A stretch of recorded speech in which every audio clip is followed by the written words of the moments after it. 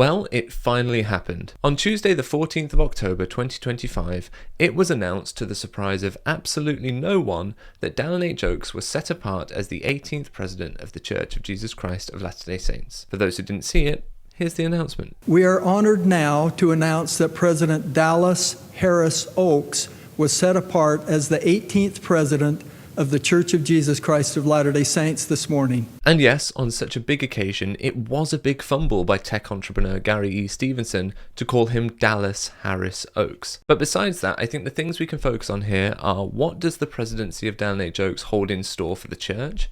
And how legitimate is the fact that apparently he's already been sustained and set apart? We'll sit back and relax as we discuss just that. And we'll start with some things he did before his predecessor was even in the ground. In one of the fastest turnarounds I've ever seen, Dallin 8 Jokes wasted absolutely no time in winding back the temple building spree of the church. Let's roll the tape. As of the April 2025 General Conference, President Russell M. Nelson had announced the construction of 200 new temples. He loved to announce new temples at the conclusion of each General Conference, and we all rejoiced with him. However, with the large number of temples now in the very earliest phases of planning and construction, it is appropriate that we slow down the announcement of new temples. Therefore, with the approval of the Quorum of the 12 Apostles, we will not announce any new temples at this conference. It seems everyone was well aware that the temple building spree was unsustainable, and almost as soon as he could, Dallin 8 Jokes was pulling the brakes. The second thing he did before he even became president of the church was an indicator of where his presidency will be going that came from that same conference talk. He focused on the topic that I think is likely to dominate his presidency, and that is the traditional family. The family proclamation, announced exactly 30 years ago, declares that the family is ordained of God and is central to the Creator's plan for the eternal destiny of his children.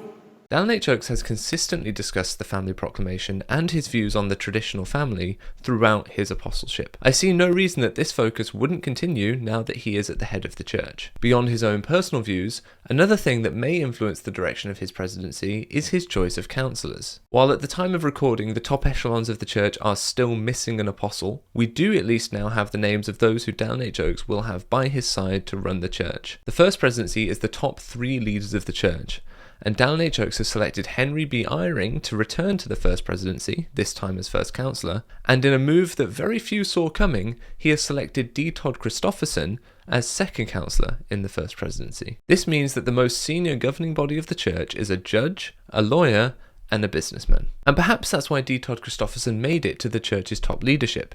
He is well aligned with Dallin 8 Jokes' legalistic approach to the gospel. I remember particularly this quote: "The rules are the rules and the facts are the facts, no exceptions." This would play well with Dallin 8 Jokes' approach as exemplified in this talk about the 2 great commandments. But there is a deeper theological question here, which could lead one to ask, does all this matter? Because there is a question mark over just how legitimate Dallin 8 Jokes' presidency actually is. Let me walk you through it. This is a question and answer pairing from the church's website. Could a person hold an office in the church without the consent of the people? No man can preside in this church in any capacity without the consent of the people. The Lord has placed upon us the responsibility of sustaining by vote those who are called to various positions of responsibility. No man, should the people decide to the contrary, could preside over any body of Latter-day Saints in this church.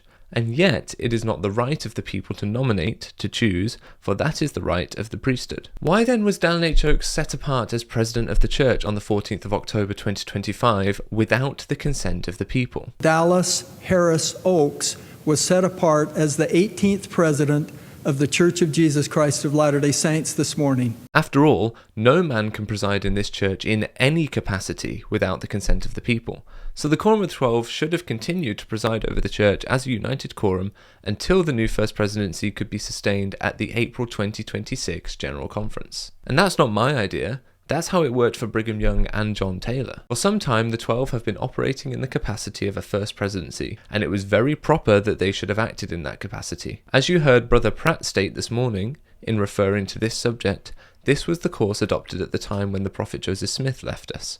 The 12 then stepped forward into the position of the first presidency and operated for about 3 years in that capacity. And when President Young left us, it was thought proper that the same course should be pursued. Ironically, the quote you just heard is from the October 1880 General Conference, and Henry B. Eyring referenced that same quote at the solemn assembly that was held for Russell M. Nelson.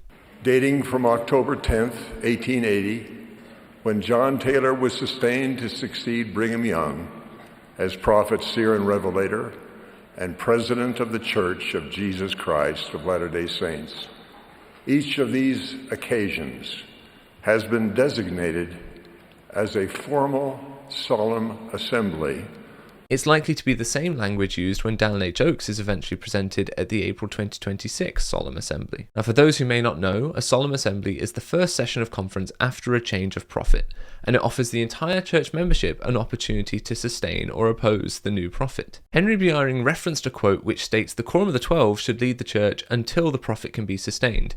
Yet he's likely to reference that quote after Dallin H. Oaks has been prophet for 6 months without a sustaining vote. That's made even more strange by the fact that we did just see a rare instance of the Quorum of the 12 leading the church through a general conference after the death of Russell M. Nelson, in order to wait for his funeral. If they can wait for the funeral of Russell M. Nelson, why can they not wait for a proper opportunity for members of the church to participate in the common consent process? Is respecting Russell M. Nelson more important than respecting the common consent of the people?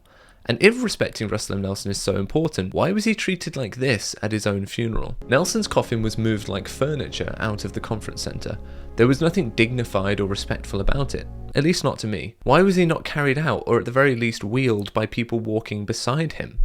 Anyway, back to common consent. According to the precedent put forward by the 1880 quote, and the doctrine of the church stated as recently as 2017, between the 14th of October 2025 and the 4th of April 2026, for 5.5 months, Dallin H. Oaks has no legitimate authority to preside over this church. It is the precedent of past prophets. It is the doctrine of this church, and yet it is being ignored by those who currently claim to lead this church. The reason that is oft cited for this blatant disregard for common consent is the church's assets are all in the name of the president of the church, and so that they can't wait very long so as not to leave the church's reserves and wealth unguarded. But could the church not alter its legal structure to better respect its own doctrine and the way that doctrine is supposed to empower members? I can only imagine the reason they wouldn't is because the Articles of Incorporation apparently supersede the scriptural basis of the church's leadership structure. The financial needs of the church are greater than its theological needs and integrity. Money is more important than members.